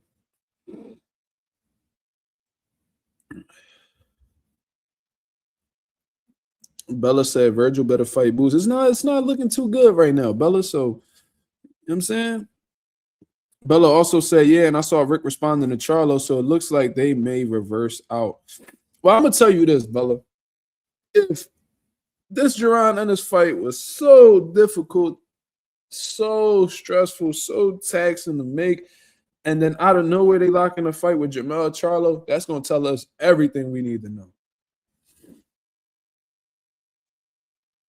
You know what I'm saying? Like if they spending all this time to lock in a fight with Boots, but then they make the Jermell Charlo fight off rip, that's gonna let us know everything we need to know. That's gonna confirm my suspicions, and my suspicions are that this motherfucker don't want to fight, or his team didn't want to fight. But you know, we need to stop separating the shit. The team, the fighter. Listen.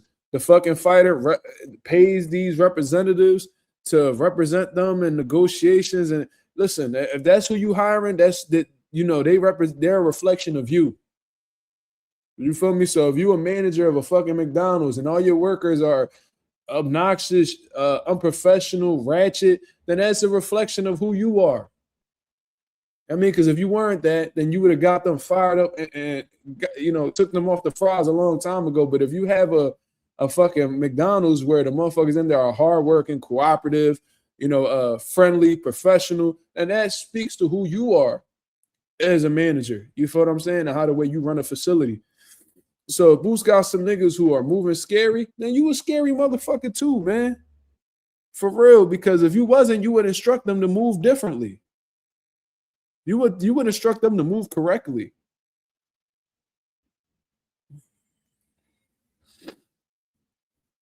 You know what I mean? Mr. Big Play Bray in the building. He says it would make sense. Remember, Golden Boy did say they were working with PBC now, and Mel with PBC. Yeah, that's a fact. I remember that. I remember that conversation. If they just make this Jermell Charlo fight happen out of nowhere, let's just say like within the next 24 to 48 hours, they lock in a fight. I'm like, yo, that was the play the whole time. They just wanted to give us the impression they wanted the Jaron in this fight, but that'll just let me know, yo, they was just leading Jaron in the salon. Jermell Charlo was in the plan the whole time. You know what I'm saying? That's what I feel like they would have just. I think they would have just. It would just let me feel like it would make me feel like their whole plan was to just make it seem like they wanted to fight Boots and not actually fighting. You know what I'm saying? Yeah, like your promoter, your manager, your advisor, lawyer, they represent you, bro. They work for you. So if Vergil tell Rick right now, yo, take the $3 million. No, we're not doing that. We're not doing that. We're not asking for no. Take the $3 million, accept it right now. What Rick gonna do? Tell him no? Rick gonna put himself in a fucked up situation if he did that.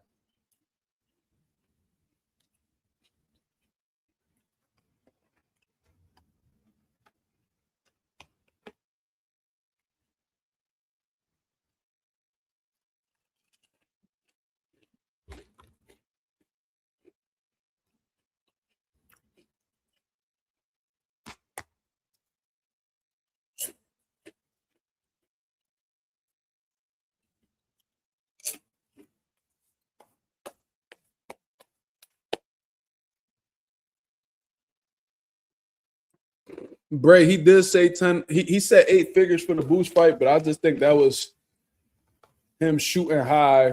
I don't think he was really expecting to get 8 M's. You know what I'm saying?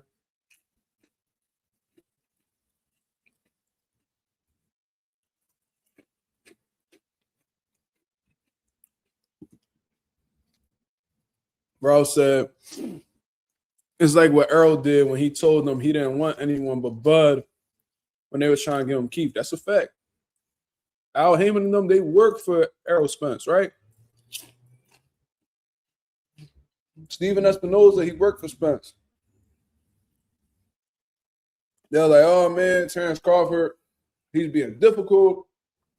You know what I mean? He's asking for money that we don't feel he's worth, blah, blah, blah. Errol Spence was like, what he asking for? Oh, he asking for this. Give it to him. Give it to him.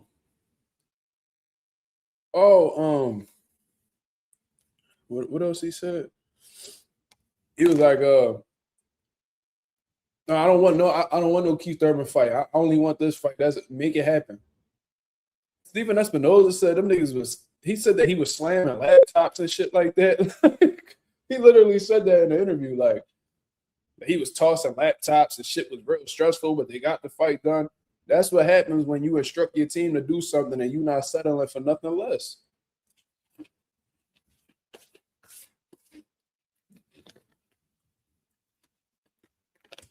And if motherfuckers want to keep their job, they got to do what their boss tell them.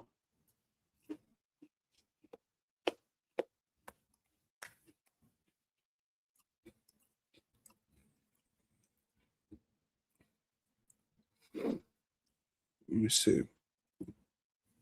Bray said, Virgil better not cherry pick Mel. It might not end well. I'm going to tell you this. Yo, Bray, I agree with you. Unless Jermell just got old overnight or he just extremely rusty from the layoff, that's a tough fight for Virgil, man. That's a tough fight for Virgil. Like, I seen the Bohachuk fight. Bohachuk was punching with Virgil. He was having success, drop Virgil. Jermell not the one to just be sitting in front of and take big shots from. That motherfucker could punch. And not only that, he has great conditioning as well. He has good punch selection. He places his shots well. Like, Virgil could really get hurt fucking with Jermell, bro. You feel what I'm saying? So, you know, unless like that layoff fried him or like he just not the same after that Canelo fight or whatever the case is, Jermell could really be a tough style for Virgil, bro. Virgil be there to get hit, bro. Virgil really be there to get hit.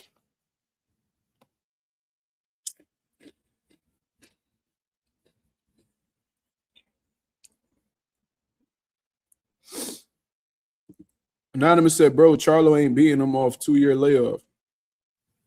I feel like somebody got to pull Jermell card. That's what I think. But Jermell can be dangerous for Virgil. Virgil will be there to get hit, bro.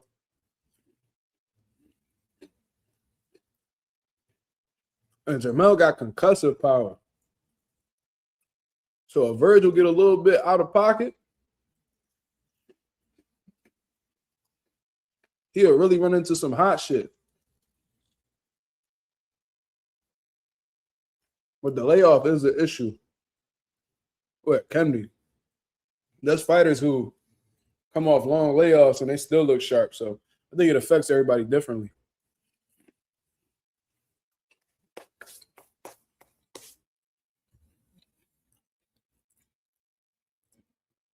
Me personally, I feel like Jermell just talking. You know what I mean? I want to believe that he's willing to face them motherfuckers off a long layoff.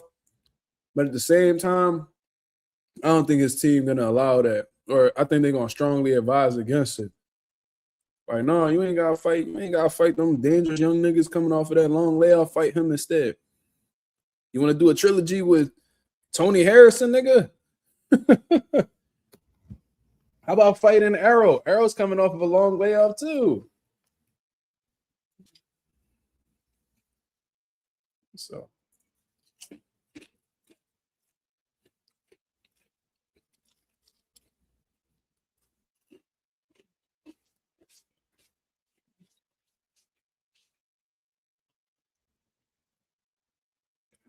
But the only one that was fighting once a year in wrecking shit.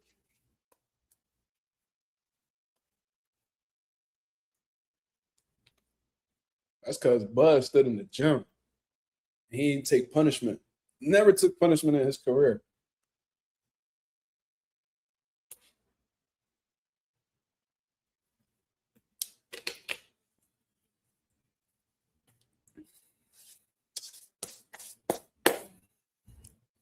Not being funny, but if the money getting low, Mel will take that fight. I hope that motherfucking money ain't get low. Ain't no way. Ain't no way you get a Canelo bag and in a couple years you fumble it. Ain't no way. But Jermell been getting to the money before Canelo, so I highly doubt he's struggling.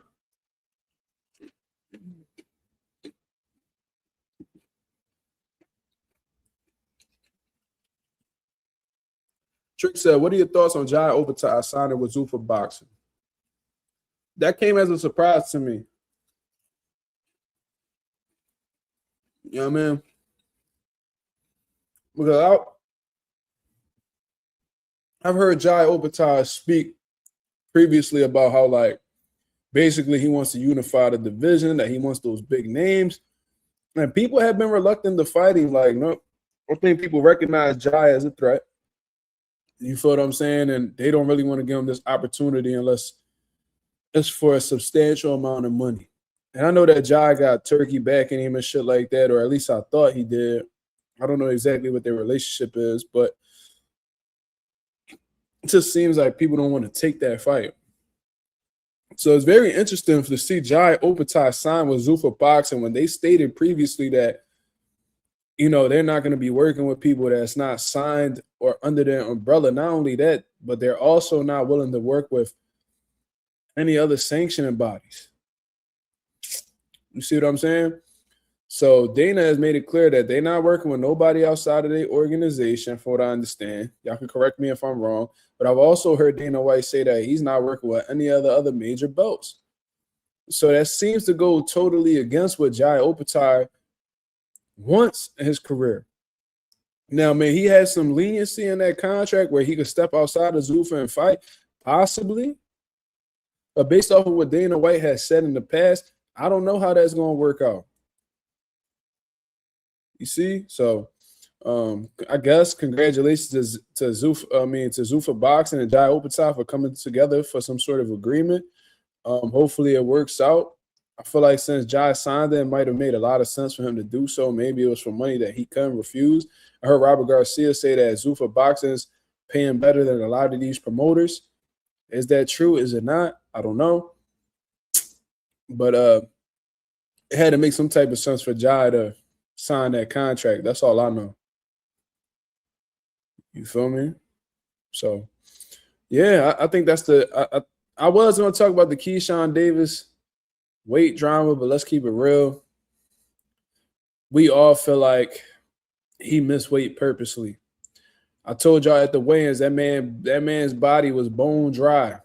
He did not even attempt to make weight. I think Keyshawn Davis had even admitted that he didn't attempt to make weight.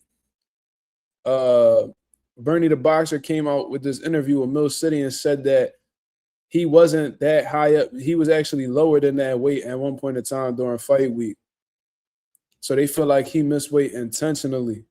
And if you're missing weight intentionally, in my head, that makes me feel like you didn't want to really fight that person, that you're looking for a way out. That's how I see the shit. You see what I mean? So for Bernie the Boxer, who's somebody who was a part of Keyshawn Davis' team at one point in time, come out and confirm that, makes it really hard to trust somebody like Keyshawn Davis. He also said, Bernie the Boxer said, that he never witnessed Keyshawn Davis put a bottle to his mouth in terms of drinking alcohol. Said he was drinking every day. Said he was drinking every day in the lead up to that Edwin De Los Santos fight.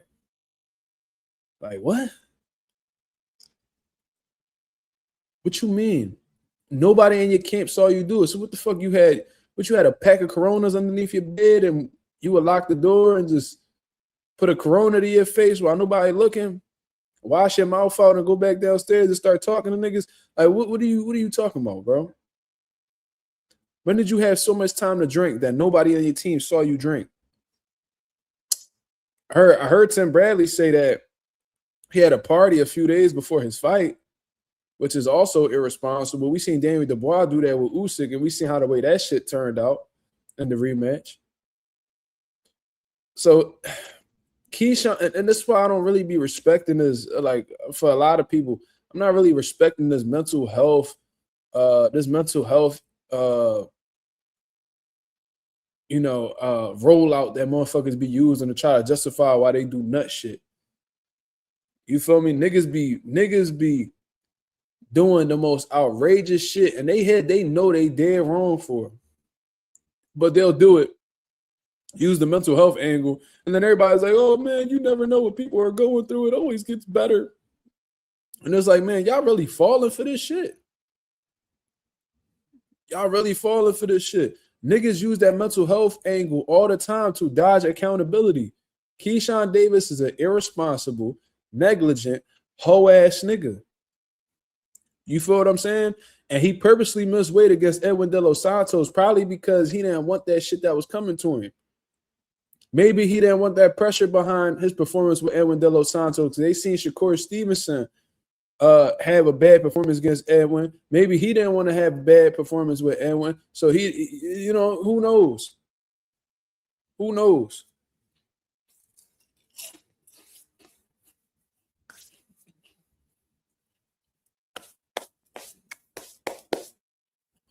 Now you said that, and how the fuck this shit even makes sense? We're gonna close out with this. He said that he loved how Bomac and Terrence Crawford built up like his team from the very bottom, built them into somebody and all that. So that just inspired him to go home and do the same thing with his coaching, with his coaches and stuff like that. Like, you hoe ass nigga, you ain't start day one with them. Totally different situation. You started with Bomac and them, from what I understand. You was with Bomac and them for a little while. You know what I'm saying? Terrence Crawford started with them when he ain't had no world title. When he was fighting in barns and shit, like at bars, at clubs and shit. He was with Bomac and them since he was an amateur. You feel what I'm saying? Like you want to go back to, so after you win a world title, so after Bomac and them help you get a world title, so after Bomac and his staff help you get a world title, then you say, fuck Bomac and them, I'm going back home to bring this shit over and build my own coaching staff. No, you are a fucking clown, bro. You need to thank Bomac and all the motherfuckers that don't work with you, Saul, all of them, for making you the champion that you are, because without them, who knows where the fuck you would be, bro? So they helped you get to a world title. So now you're telling them kiss your ass. Now you're going to be sniffing Shakur's sack in his fucking training camp. And then you're going to be in Virginia building up your own coaching staff because you're seeing Bud do it, so you want to do it. How the fuck that shit even makes sense, bro? Some disloyal shit. Really disloyal, bro. I cannot stand a motherfucker like that, bro. They'll take everything that they could get from you, and then once they get to a certain point, they act like you irrelevant. You don't matter anymore. And that's why I say trainers are the most fucked over people in the sport of boxing. Not the fighter, not the manager, not the promoter, not the advisor, not the network. It's the trainer.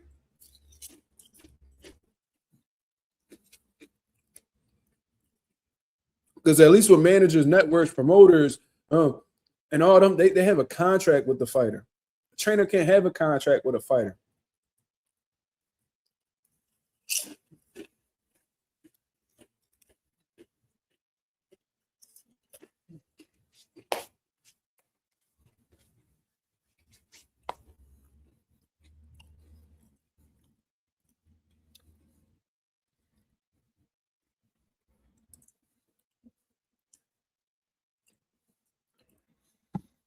Bella said Bomac looked so shocked when he missed weight too. That reflected poorly on Bomac when he missed weight too. I don't even know why Bomac was receiving criticism for that. Because first of all, Bomac's fighters don't have a reputation for missing weight. So I don't understand why they went out of their way to throw Bomac under the bus. Why? Because he overweight. The motherfucker just felt like making fun of him. I don't really understand that. That shit's corny. And second of all, it's solely the fighter's responsibility to make weight. Now, a trainer could give you some game. Now, a trainer could actually give you some fucked up advice and you can miss weight as a result of that. But for the most part, you are responsible for your own weight. That's your body. You know what you're putting into it. You know what not to put into it. You know what's good for you. You know what's bad for you. You know what's going to make you help you lose weight. We know what's going to help you gain weight.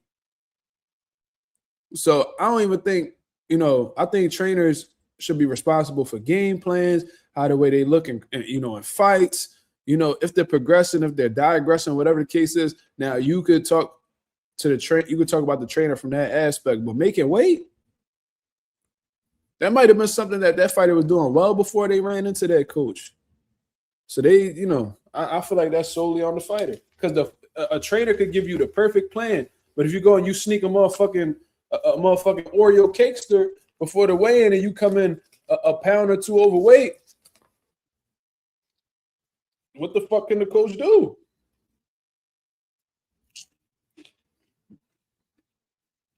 Or if you drinking every day, what the fuck can the trainer do about that? They can't stop you from picking a bottle up. You're a grown-ass man. They your trainer. They ain't your pop. They ain't your dad. They ain't going to be holding your hand out here. Oh.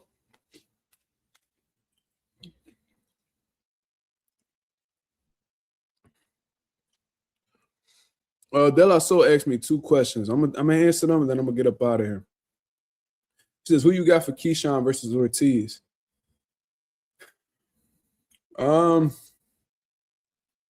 That's a good one, man. I don't know. I feel like Keyshawn has what it takes to beat Jermaine, but Jermaine is more experienced at a pro level. He brings a style to the table that Keyshawn hadn't seen thus far in his career.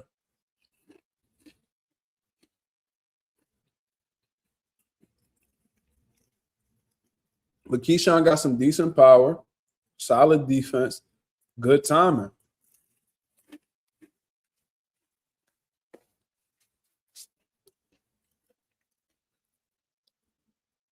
I've seen Jermaine Ortiz successfully get timed with shots and him get hurt as a result of that. He may have tightened that up. That was a Joseph Adorno fight, by the way. So there's definitely some holes that Keyshawn Davis can exploit to take advantage of a Jermaine Ortiz, but we got to see how Keyshawn Davis looks at the new weight.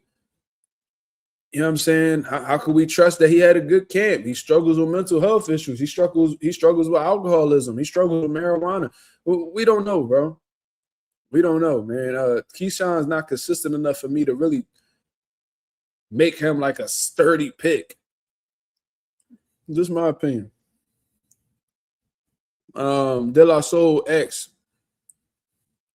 Could we be looking at a future AB and Keyshawn? I mean, possibly. I wouldn't wish that on anybody, brother, but I mean, it's possible. You know what I mean? Like Keyshawn Davis, he has, he's very unstable from an emotional standpoint. Very seems to be impulsive, negligent, irresponsible.